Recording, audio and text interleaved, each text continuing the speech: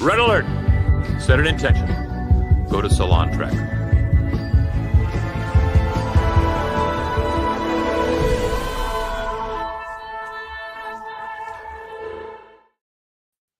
Ahoy, hoy, friends, and welcome to the Salon, now with visual settings. Welcome, everyone. Tonight we are talking about the second episode of the new audio drama, Star Trek Con, Scheherazade. Get excited. Before we can do that, we have to beam in the crew, starting with the first officer and co-host, Trevor. How you do? I'm usually last, so I got very scared. I'm doing well, thank you. Mixing it up. Speaking of, here's Krista. How you do?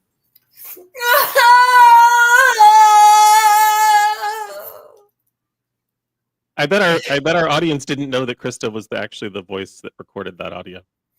Uncredited, which is really rude. Speaking of uncredited for all the good work she does, here's Joanne. Joanne, how you do? I was gonna try to match it. Hi, pequeña.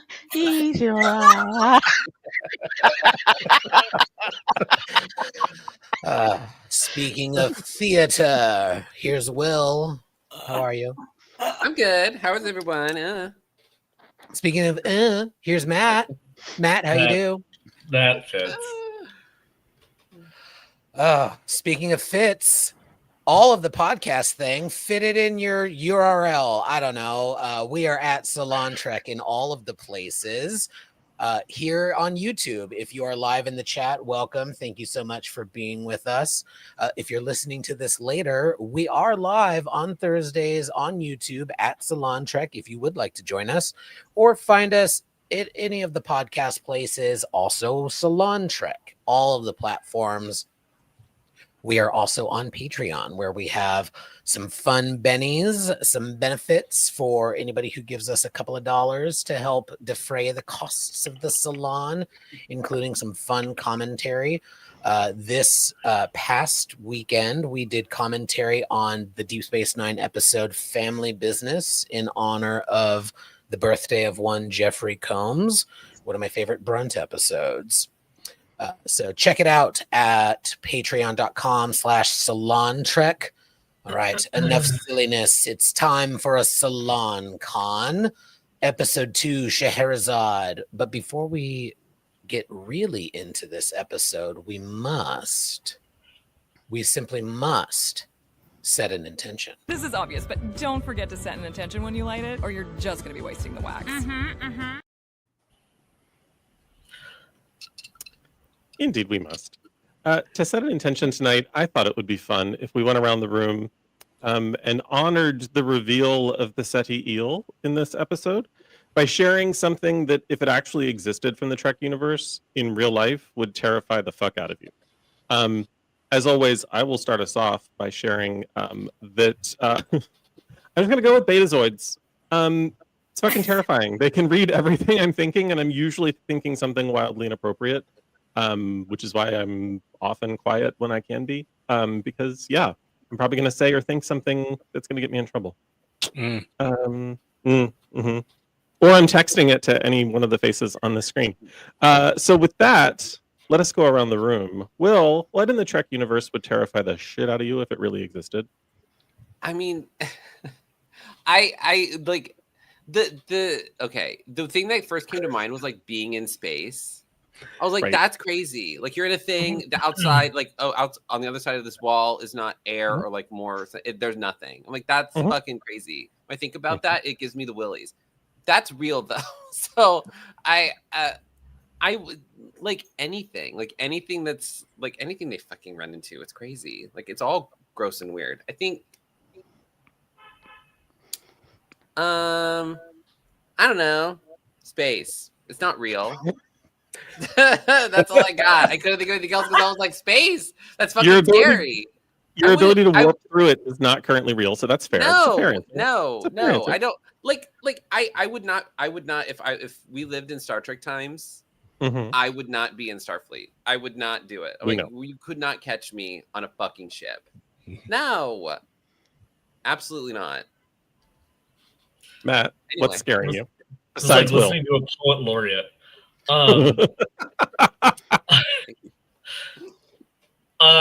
Okay, so the first thing that came to my mind was that episode in Voyager where the Good Shepherd, where she takes the Ensign Telfer, and he has that thing that crawls under his skin. And I realized that happens a decent amount in Star Trek, where like an alien something gets in and you like see them under your that would including this episode. Yeah, that's what I mean. Like, it's like that is just the concept of anything under my skin. Besides, like most Saturday nights in WeHo. Yeah, absolutely. Krista?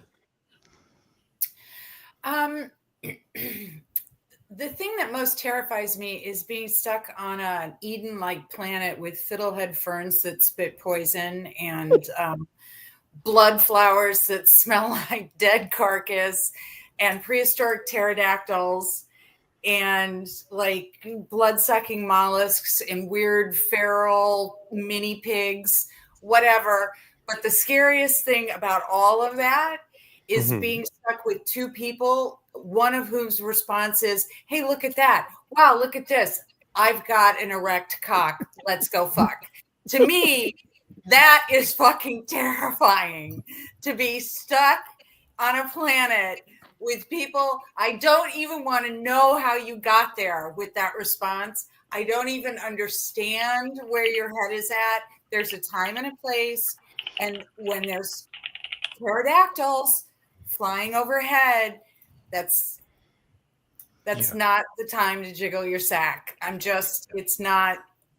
That's terrifying to me. I can't. Yeah, Erica.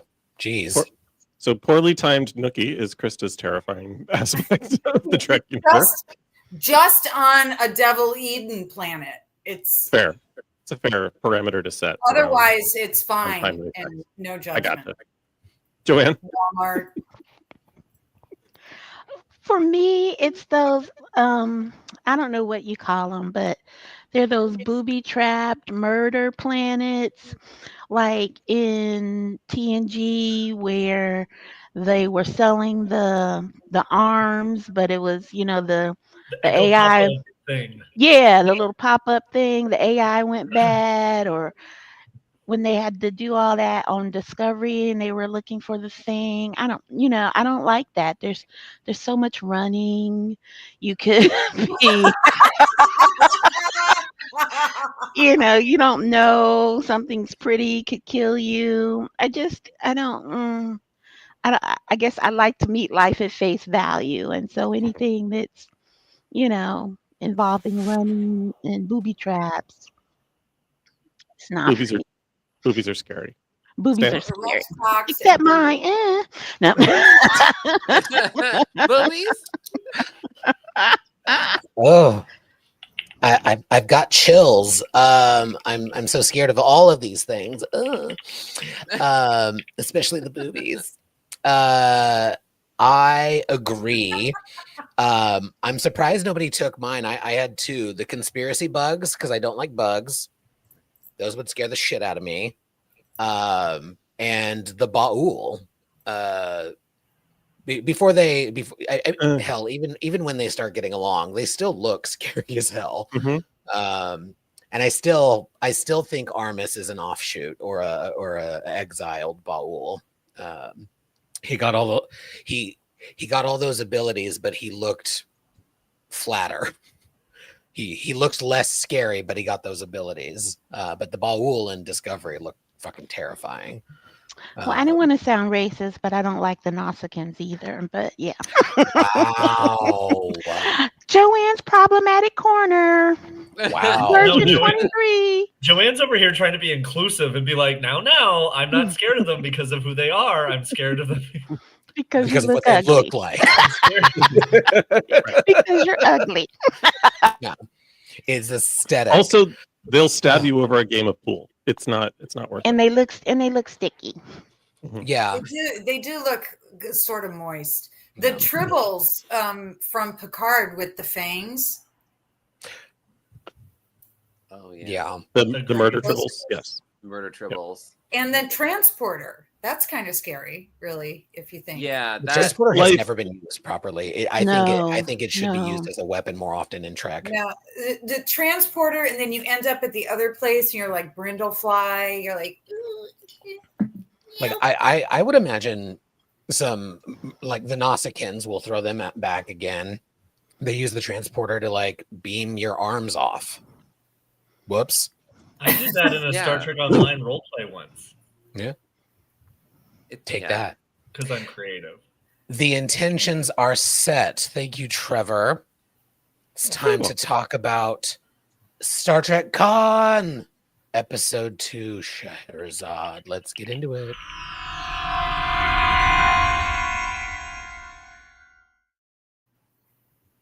I will kick things off and share my top thoughts as Matt clicky clackies on his mechanical keyboard. It's delicious and buttery. It's my subtle way of saying put yourself on mute, bitch. I was muted. Clickety click click click click. Who did I hear clickety? Who's clicky clacking then? Who was it? Hey, you can visibly I blame see when all I'm of you. muted on this. It was Matt. I was about to text him. Oh, It was you. You clickety clack. Anyway, I'm wondering if my mic comes off mute during these interstitials because it did that last week too. we're gonna figure this out. This is what the episode is about now. This is what the audience wants to hear. So anyway, tune my in next top time for an thoughts- episode about lighting. Don't get me started. I didn't. My top thoughts on Scheherazade. I really enjoyed this episode. I thought it would. You have a Video finger up? video interlude. What? You didn't do top thought. Yeah, I did. he did. Oh, I must have missed it because of Matt's typing. Sorry, carry on. Put the witch's brew down, Trev. You know what? We're just gonna do a cleanse.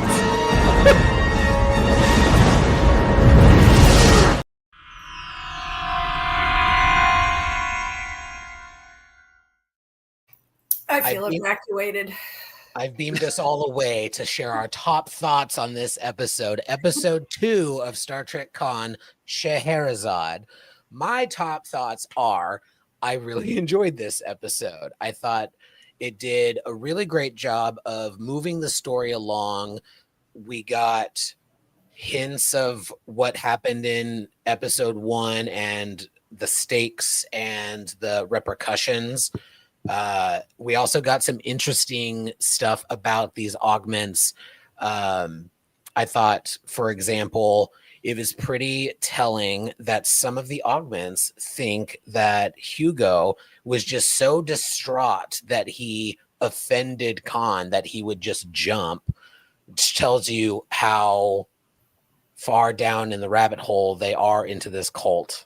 So that was interesting. We also got a fun little romantic moment, not just with slightly romantic with Marla and Khan, and then it gets kind of ruined again, and then it's not. And then, some augments be fucking in the forest, and that's hot. Good for them. Bang it out. Those are my top thoughts. Bang it out. Joanne, your top thoughts on Scheherazade? I thought it was fine. Like you said, it moved the story along. As we've established, I don't like things that are gross or sticky. So there was a a lot of that happening in various forms during this episode. So I'm always kind of like, and I agree with Benji. This episode was so dark. It was poorly lit. No, but didn't you just feel like it was dark? And so that's good. I came away with a few questions we can talk about later, but that I'm like, this is an interesting choice. But overall, I think it was good. It was really good. Krista?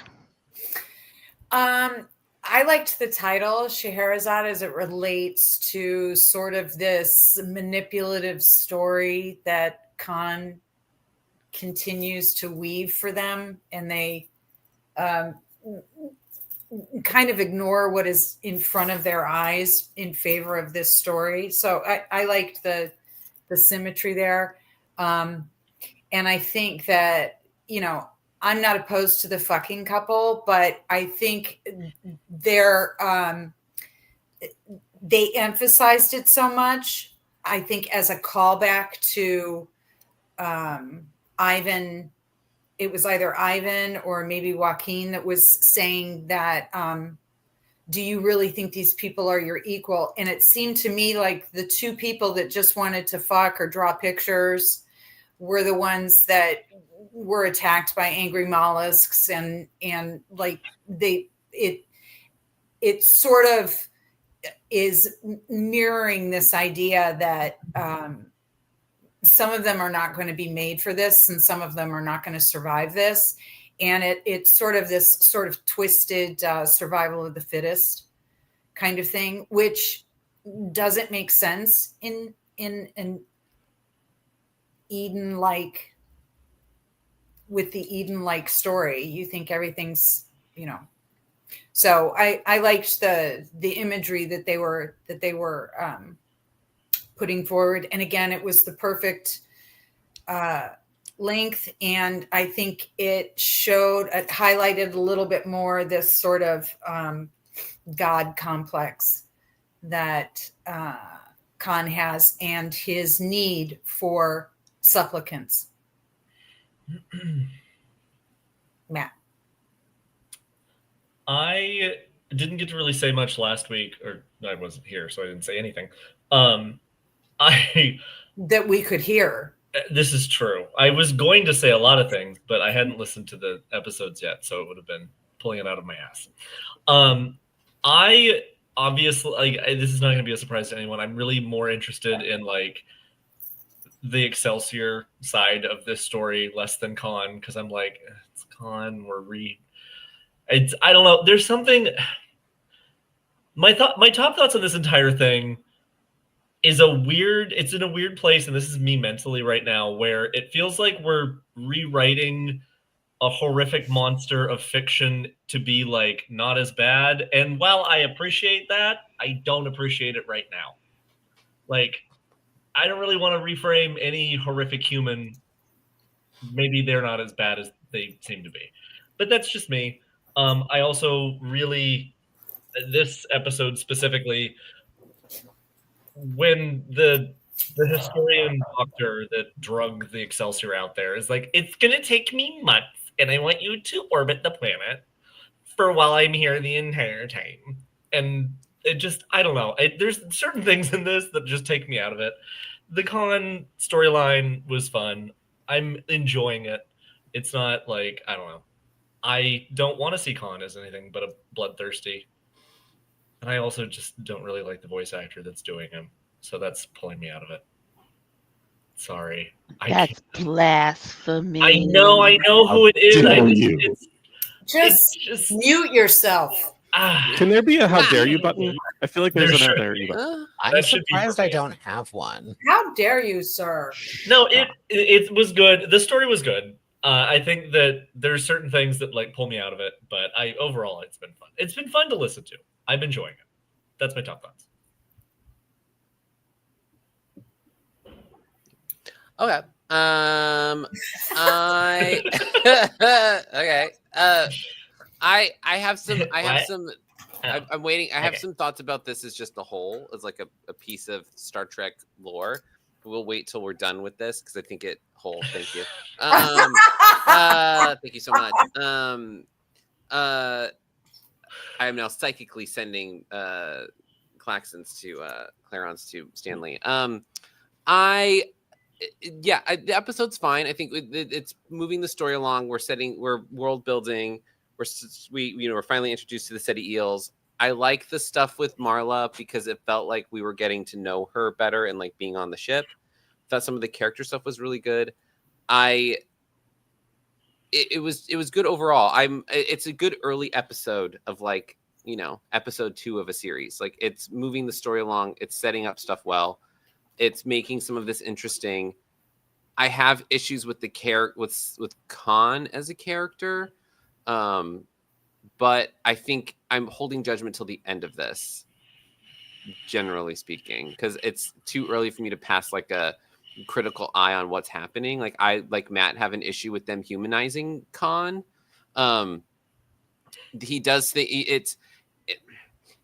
it feels very like the framing of this feels very much like young hot YouTuber doing a long form video essay on Hitler, and it's secretly because she's kind of in love with Hitler. So like that's kind of what's happening to me. Or it's like, ooh, she really loves Jeffrey Dahmer, so she's trying to like humanize. Like, oh, look at Jeffrey Dahmer wasn't all bad. He really loved knitting. Like, it's like I get it. Like, there's some of that humanization stuff that's a little weird to me because like he's framed in such a horrible. Even from Space Seed, he's not very redeemable.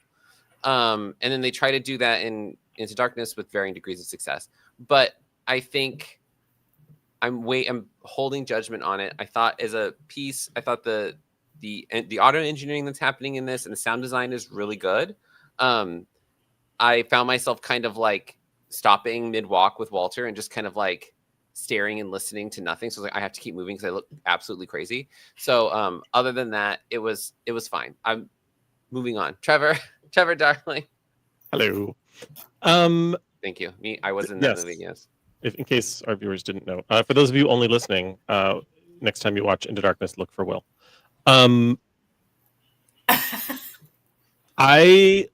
I mean, look for him everywhere. He's kind of like Waldo. He just sometimes shows up and you don't expect it. But also look for my big, fat, juicy cock. That too. God. What do you think took down the ship? Problematic gay alert.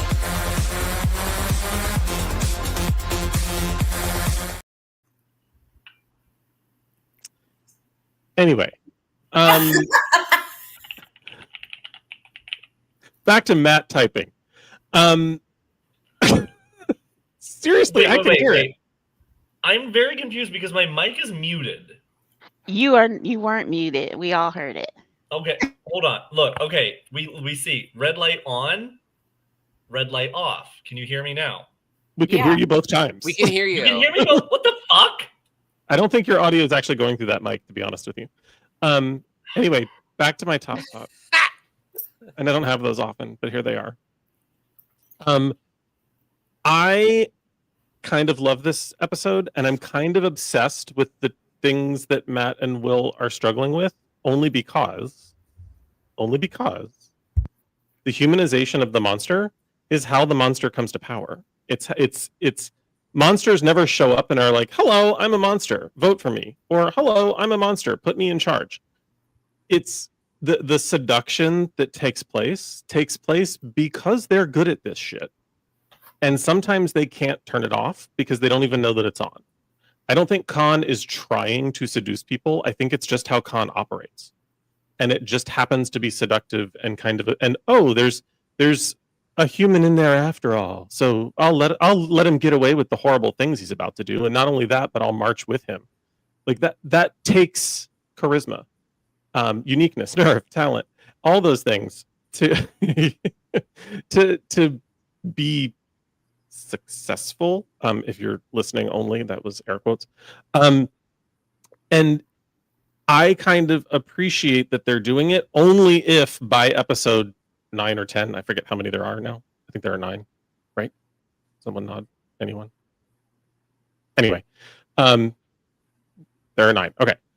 I hope that by episode 9, we recognize the monstrousness of him, and it's not simply the whole plot was just to humanize him. If that happens, I'll be a little annoyed.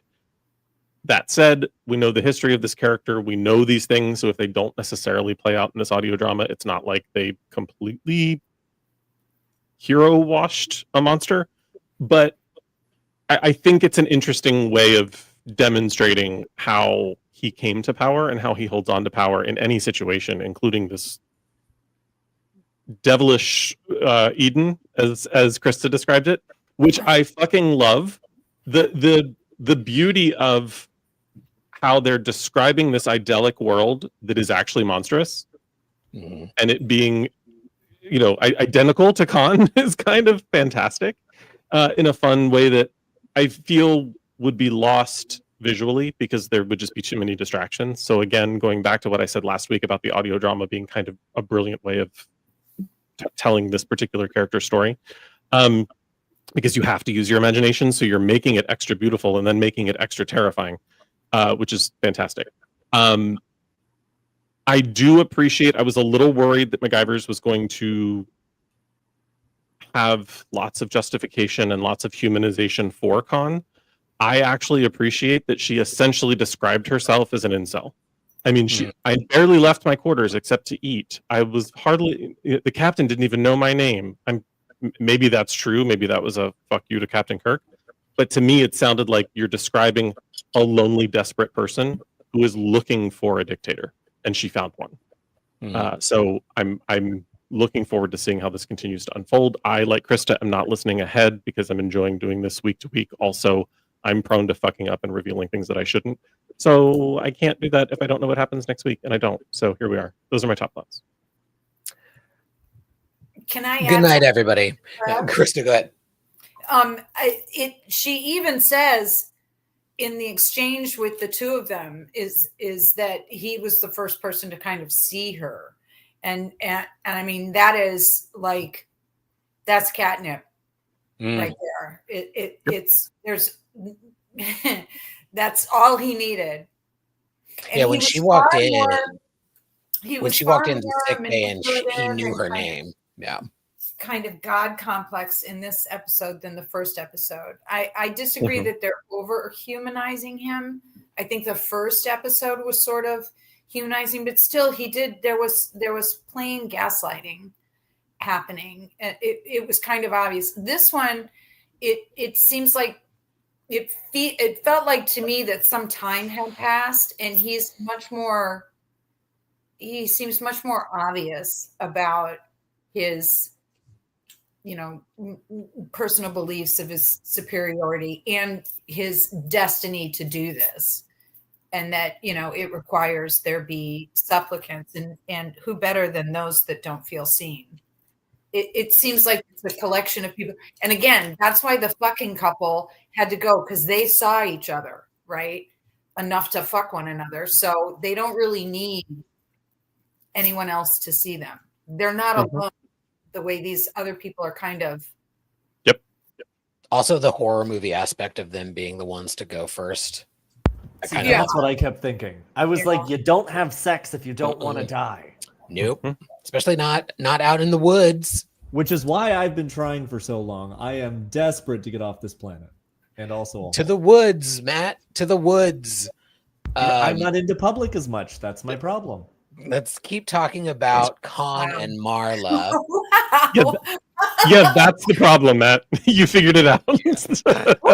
Thank God I can finally rest easy. I'm just gonna steady dactyl my way past that, just fluttering past that commentary to talk about Khan and Marla a little more, because I think Krista is making a really good point.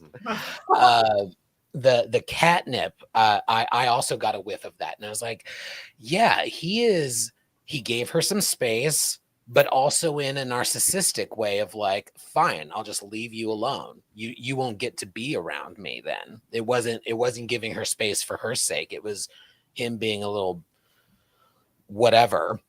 But what I loved in this episode was the little hints of trying, like when he went to apologize and then she's like, for what? And he fucking says, for whatever it is that you're upset about. Like that's not how you apologize, everyone. I'm sorry you're upset. Yeah. And she kind of went for it. Like, I love that. Like, I love that they're giving Marla agency and she's not just two-dimensional, but she is also giving into this guy. It's like, oh, you're flummoxed. Oh, like, girl, he's not actually apologizing to you. Get your head out of your ass, Marla.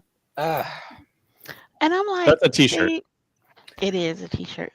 But I'm like, that wasn't space that he gave her. He threw a tantrum because everybody knew it. Like, that's what gave me pause. Like, they stopped talking to her. They already didn't like her, but they stopped talking to her because they knew Khan was angry with her. Like, that's bitch assness to the highest degree. Because why is everybody else in it? Like, what, they don't need to know these things. If you were not, as Trev said, a fucked up leader, like, clearly I know who I'm talking to. Y'all have never been in the church, right? And had a charismatic pastor who then I've turns had a around and charismatic has pastor, been, but not in yeah, that way. not in that way. We've But all had charismatic. we've all had a charismatic pastor, right? Who turned around and has run through the congregation and abused, and you know what I mean, and mistreated and traumatized a whole body of people who worshiped them and looked up to them and trusted them with their lives. So I'm like, Khan is being, I guess I'm missing the Khan is being Khan to me. Khan is being every other sort of charismatic leader. Like, I don't, yeah. I don't have any issues so far. With, This we is might why. know more about his This is why I Joanne love says our no little group. notes. Yeah. This is why I love our little group, because like you've completely changed my mind on this, because you're right. Because like this is like, it's like we're going through the steps of like joining a cult. Like he's doing this push pull thing. He's doing all this stuff to her. He's super charismatic. Like, but like you see these undercurrents of the abusiveness that he does to them. Like this kind of carrot stick thing he does. He hits them with one hand, brings them in with the other. So like he's got this whole thing happening, which good on you for pointing that out, because it's he's manipulating his congregation and he's manipulating Marla, and she's too stupid to know that this is happening.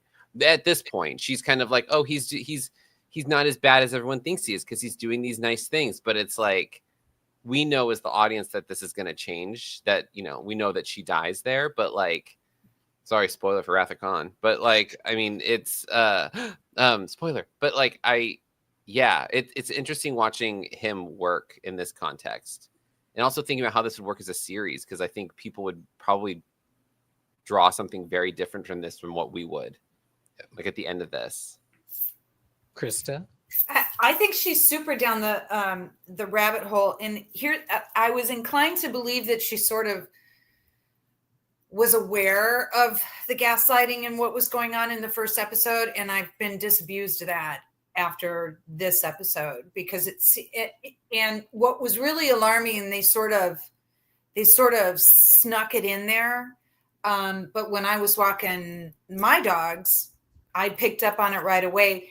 The people that she, in addition to being ostracized by the people and isolated from the people, she's also had her identity taken from her, because she is referred to in circles as Khan's woman. Yeah. She does not even have her, this is how she is. When they speak about her, they say, oh, Khan's woman.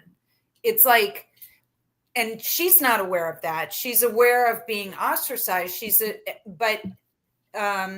that's why I'm saying he seems more evil in this episode comparatively.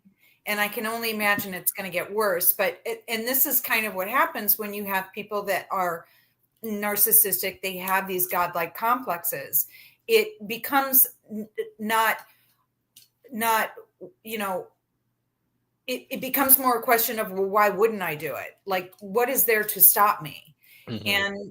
And that's already appearing now. I'm going to go hunt this wild boar or whatever the fuck it is. I'm going to go by myself. And if I don't come back in 2 days, I'm not going to come back. Well, if you do come back, what does that mean? It means you are, chosen. You're the one. You have no more. Nobody should question you anymore. It further pushes his narrative. Yeah, everything serves his narrative, but his narrative is about him. Mm-hmm. And even with Marla, the way that he was softer with her a little bit, like, tell us a story, Marla. Let her tell the story of Scheherazade, and was like, huzzah, another one. Like, good work entertaining us, young lady. Like, it's very, it was like almost a little condescending Not a little. It was condescending because she's telling. Yes, a Matt, fucking make that story of face. what Make he's that doing. face. That was a Ken pun, and I loved it. He was condescending. Oh, that physically assaulted me. Ugh. Let it wash over you like the eel. I didn't hear it. That part. Yeah, I didn't either, Crystal. I was trying to make a fucking point. Oh, I'm sorry. Was the middle of my sentence too much for you? It was in my way, bitch. I'm siding You know with what? Chris Yes. on this one. I feel like I'm safer there. Absolutely not, Trevor. No, Trevor, and then I want to say Trevor. Then I'm going to say one more thing to close out Con and Marla's section, and then we'll talk about some other things. I just wanted to point out, because I mean, we all know how this ends, but I just wanted to point out that Krista's correct. Like, he's only going to get worse. But like all narcissists, dictators, abusers, whatever the case may be, they get worse as they start to lose. So buckle up, buttercups. All right, that's all I got. Yeah. And I think it was really well illustrated in this episode. You know, he's already lost someone in Hugo. He thinks accidentally, after he thought this guy tried to betray me, but then he didn't. But then I assuaged him with my words, and then he dies accidentally. Now he's got these people being attacked after getting into another argument with someone he sees as his woman. And I found that part fascinating because she tells this story and then encourages him to tell his. And it's odd to me, right, that so far he's refusing. He doesn't want to tell his story. And it makes me wonder why he's holding back and not wanting to give more of his story to this historian to aggrandize himself further. And I think it's because he knows the truth is not as it's either not as sexy, it's worse than Earth history portrays him, or something in between. He wants to hear it. He doesn't want to tell it. He wants to receive it. He wants to receive. Also, he could assuage me anytime he wants. Mm-hmm. But it's also kind of problematic gay alert.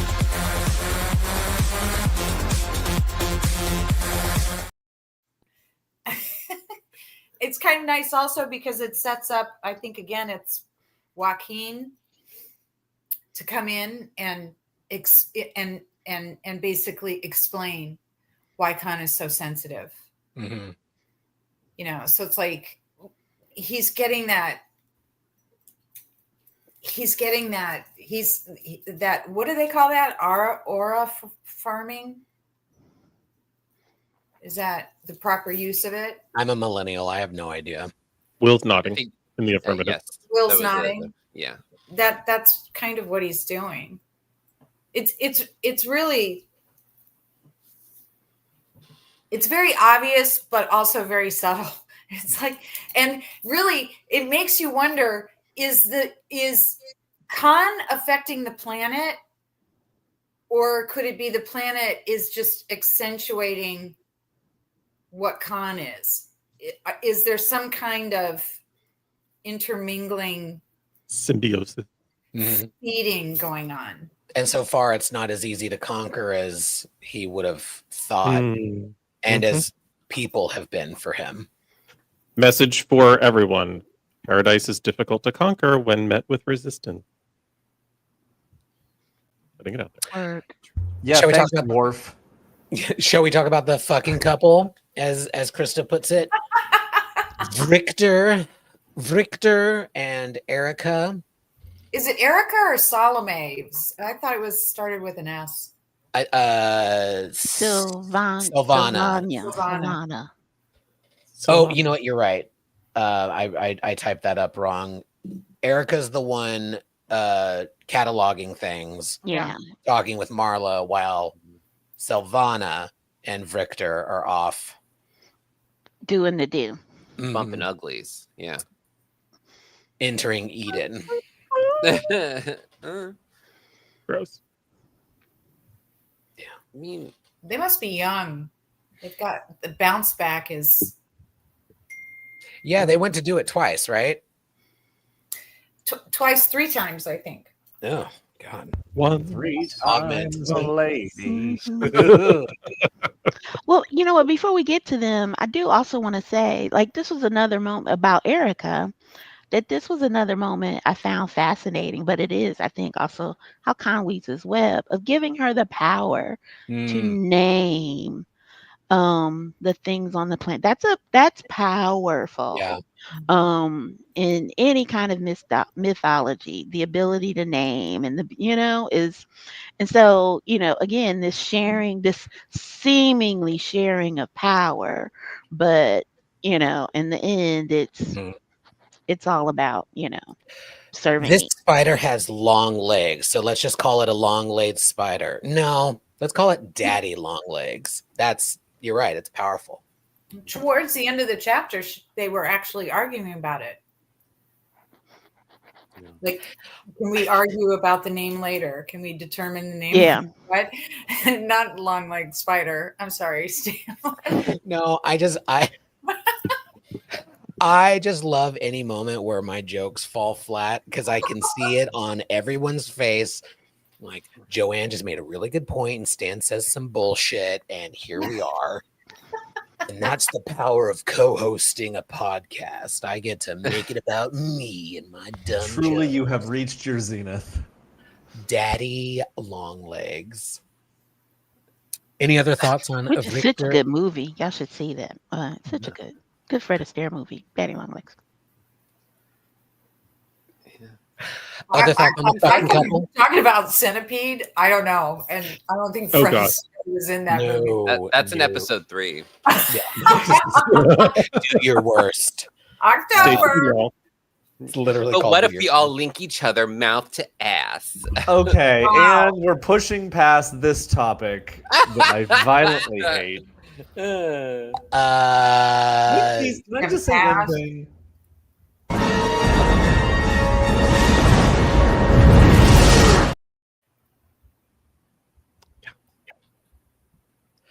Any further thoughts on the fucking couple? People be fucking. No, they're the example of the augments that aren't. I think they're trying to establish that even within the superior augmentation group, there's still this hierarchy of superiority. They still disparage each other. Like, you can't just you can't take the human failings out of the augments. They're gonna do the disparaging shit that humans do. I feel like I'm on Ceti Alpha every time I'm on with you guys then. What? The disparaging comments. Anyway. I that was barely English, honey. This has been great. I'm so glad I was here tonight, guys. Thank you so much for having me. Always a pleasure. Always a pleasure. Speaking of pleasure, we get introduced to the Ceti Alpha eel in this episode. Segways? That was on I don't know. What did we think of that part of the lore getting pun not intended filled in? The long thing that Just push all of them. Like, I don't even know which one. Like, here. You thirsty bitch. Ugh, gross. Ugh. This is a weird episode of It's so rare to hear Krista's this energy. it started with the sex. There was so much sex. There was a lot of sex. This felt like a Porky's movie. And they have fiddlehead ferns. Have you seen a fiddlehead fern? Yeah. Spitting. It was spitting. In a 32-minute episode. I bet she wasn't. Oh God. You know what? I'll allow it. Porky. Thank you. I thought that one actually landed well. I'm pitching your head. I'm pitching all the plants were like sexually angry. They violently erupted.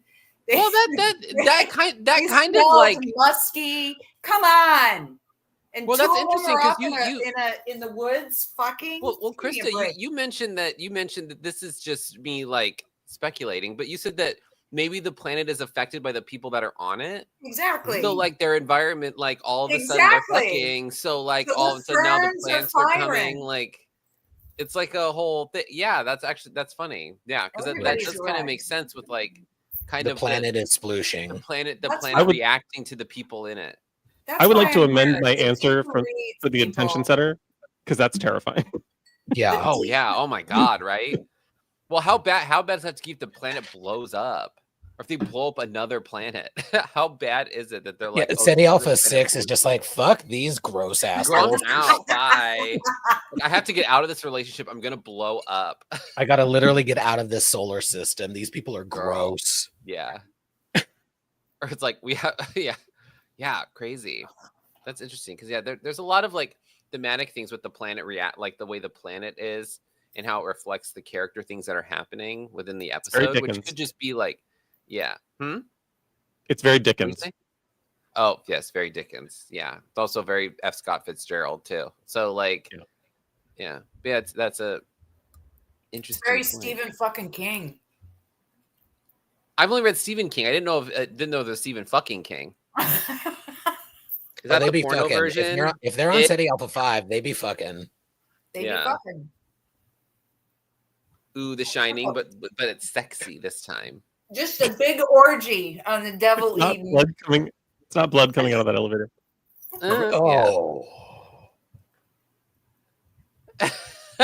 It's piss. I just problematic gay alert.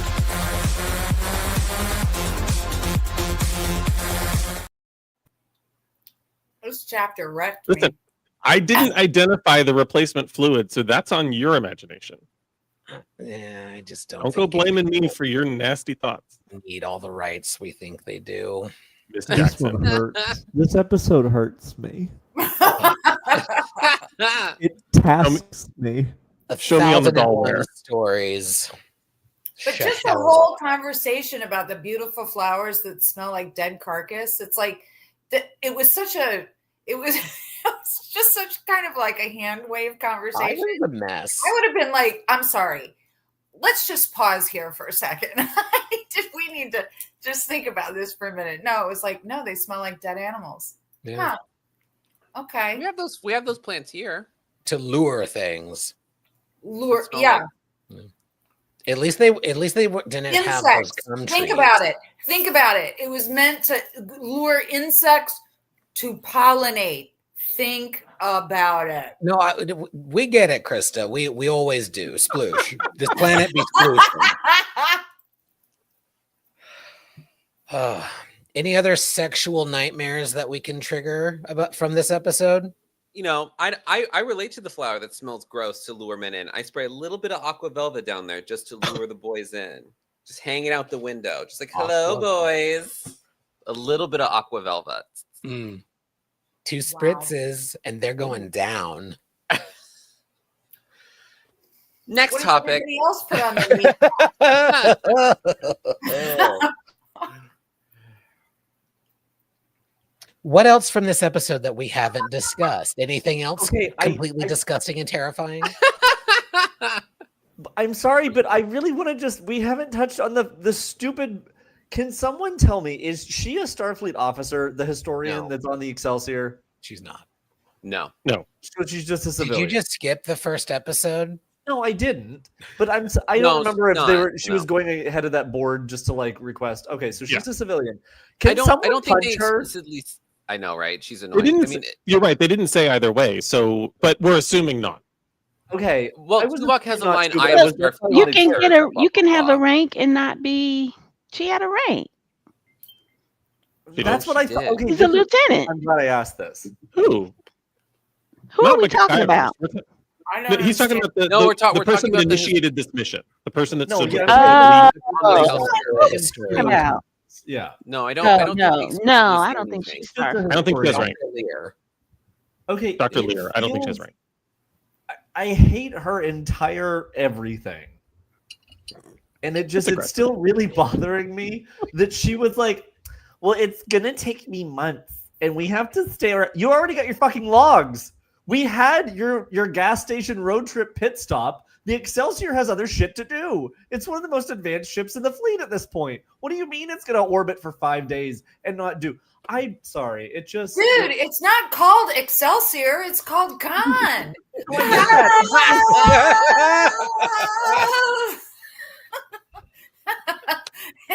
I mean, shit.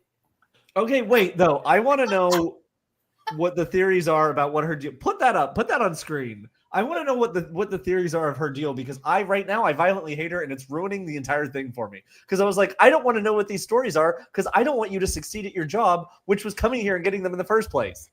I think she's their She kid. is horrible, but yeah, we think She's she's going to connected. turn out She's to be either somebody's kid. she's somebody's kid or descendant. Yeah, or Just she's related like to Marla General somehow. Hospital Yeah. and Maybe I think Marla's. she's the lesbian's kid, but most people think she's Khan and Marla's kid, which would make more dramatic sense in the story that they're telling. But I think a fun twist would be like, well, no, actually, I mean, she is awful like Ursula, so she could be Ursula yeah. and True. Medu's kid. Oh, What yeah. if she's part augment, part that jizzing plant? oh, The plant jizz Art too hard. Fiddlehead Fern. wow. Ooh. Don't get her excited. That would explain her personality, right? Part Ceti Yeah. Fern. Toxic spitting. Also, can I Lord, just Lord. say again, Joanne's problematic corner? I have a hard time distinguishing between Marla and Yeah. Ursula, and Yeah. I mean, not all women, not all white women. I don't know. You're not wrong. No, I gotta be honest. But here's my thing. Some of these accents are so terrible, but I also need them because I'm like, otherwise, I don't know. Who's Like- talking? Glad Victorito, like it's a little. They're all It's a little heavy. I am Rasputin. Yeah, and- but I know he's Oh. Ivan. Blah blah. Yeah. And I'm sorry, at the very end of that first one, he's Dos Vedonia. Like, okay. Which, by the way, brings us to an awkward point where I have to share. We've assigned accents to all of you for our audio-only listeners, so Yeah. we'll need you to brush up by next week. And Lord knows I'm really good at Brush up by accents. next week. So You sure are. it's me, everybody. Holly Hunter joining the We're still. You salon. can't Oh, do No, that. God. We're no, litigating. no. You can't keep doing that. I'll do No, it. We're in no. litigation. I No. fully Again, thought dude, Holly Hunter We'll was have one of three those- Holly Just Hunters. move We're gonna your have jaw three to Holly that. Hunters. Holly Hunter showed up and was like, "Here's your cease and desist, faggot," and then she walked away. Go share really quick. That's not my best feature. Check out the Not stream over stopping. here. Let's everybody do Holly Hunter to end this episode. No. You know what time it is? No, You know what we time? can't. Listen, There was no- everyone, No. everyone, it's time. It's time to land the ship. What if you get hit by a train? Trevor, to the land kids. bitch, please. Oh my god. Get to the kids. All right. I think it's my turn. Is it? All right. There were 3 problematic gay alerts. There was 1 problematic ally alert. There were 2 explosive saucer separations. Someone said hole twice. There was 1 Ken dad joke. There were 3 how dare yous, and there were 3 bad Holly Hunter impressions. I gave 2,000 bonus points to Joanne for not having scary boobies. I gave 250 bonus points to Krista for supplicants.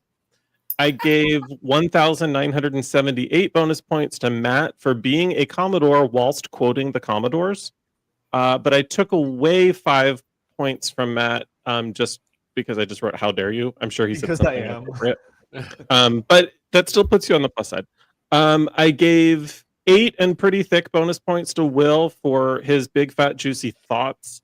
And I gave 1,000,000 bonus points to Naveen Williams Sidney Andrews for being 1,000,000 times hotter than Matt gives him credit for. I didn't say hotness. I just said vocal. Girl, He this is not your wasn't on segment. the Excelsior. Krista. Stick around for next week. Do your worst, and we're all just gonna tell Matt things. Get excited. That's it for Scheherazade, but we will be back next week talking about Do Your Worst, episode 3 of Star Trek Con. Until then, like and subscribe, comment, share this nonsense with other people. They should be abused too. You had to listen to it. They should have to. And until next week, please do live long and prosper, everybody. Thank you very much. We're at Salon Trek everywhere. Ah! All hands abandon ship. Proceed to the nearest evacuation zone immediately.